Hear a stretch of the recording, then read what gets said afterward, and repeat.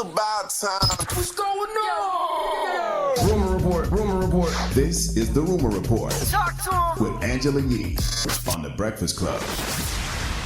Well, Adele was so excited to do that George Michael tribute at the Grammys, but there was an original plan. Now, George Michael's actual manager, his vision was to have Adele, Beyonce, and Rihanna perform and each take a song of a different tempo and mash them up together. They wanted to do Freedom, One More Try. You know, Adele did Fast Love, but Adele was dead set on how she wanted it done, so she nixed that idea, and it ended up just being Adele with no Beyonce and no Rihanna performing. It probably means more coming from Adele, though, because Adele from across the pond. It wasn't George Michael from across the pond. She's a fellow Brit. They're both, and that's how she grew up, just listening to George Michael. He was like a god. It probably was better just to let her do it. I mean, the performance was boring anyway, though. I mean, unseasoned chicken. If she would have had Beyonce and Rihanna up there too, doing one more chance, and that would have been incredible. Beyonce wouldn't have been one more try. Beyonce wouldn't have been. She wouldn't have been with all that stop and starting though.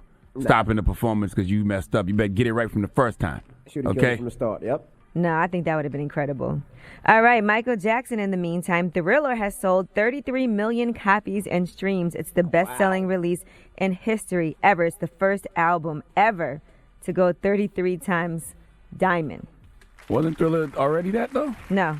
I thought Thriller was the highest-selling album ever before this. Well, yeah, but it now is the highest-selling with 33 times platinum. Nobody else has ever sold that many records, and that's also thanks to streaming and everything. Nah, you're beating the dead horse at this point.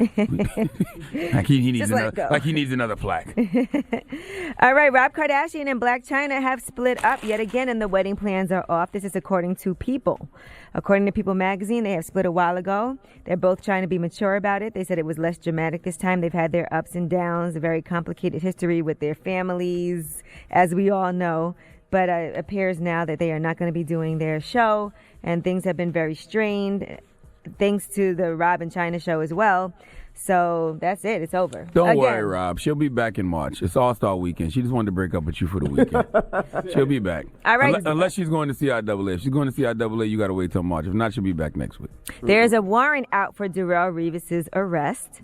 Now, according to documents that were released by the police in Pittsburgh last night, he was involved in an altercation on Sunday that left him with 4 first-degree felonies. Damn. 2 counts of aggravated assault, 1 count each of robbery and conspiracy to commit aggravated assault. We was just with him. And yes, he was just with us at Super Bowl in Houston. I got to hear both sides. What happened? All right, I'm going to tell you both sides. So 2:43 a.m. in the morning, there were officers dispatched. 2 men were knocked unconscious for about 10 minutes. Mm-hmm. Wow. They said a 22-year-old man was walking. He saw Darrelle Revis, asked him, confirmed it was him, then started recording him on his cell phone and following him. Darrelle Revis then snatched the cell phone and tried to delete the video. That's when another man who was 21 years old tried to intervene, got in the middle of the argument, and Darrelle Revis threw that phone onto the roadway. They started arguing verbally. The 2 men then ended up getting punched and knocked unconscious for 10 minutes. So Darrelle was minding his business, and he was harassed by a groupie-ass guy trying to record him because he's so excited to see Darrelle Revis, and a fight ensued. Now, both of the men were taken to the hospital. One of them had broken bones around his eye. Now, on Darrelle Revis' side of things, apparently he was there to visit family and friends. He went by a location on the south side he's in the process of developing when he was physically assaulted while at that location by a group of at least 5 people. So he was doing anything in self-defense. Any punches that might have been thrown was in self-defense. So he was looking at houses at 2-something in the morning? Well, I guess he just maybe left somewhere and was like, let me go past That's when your story gets sketchy. Now, you know you done effed up, right? Darrelle Revis.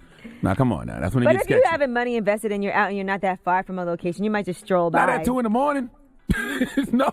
But, I used to do that for inspiration. Like, when I got lazy, I would leave the house at midnight, 1 a.m., and me and the wife would drive by mansions and kind of encourage you to work a little harder. I'm glad you said you and your wife. All right, well, I'm Angela Yee, and that is your Rumor Report. The Breakfast Club. Every weekday morning. Tune in.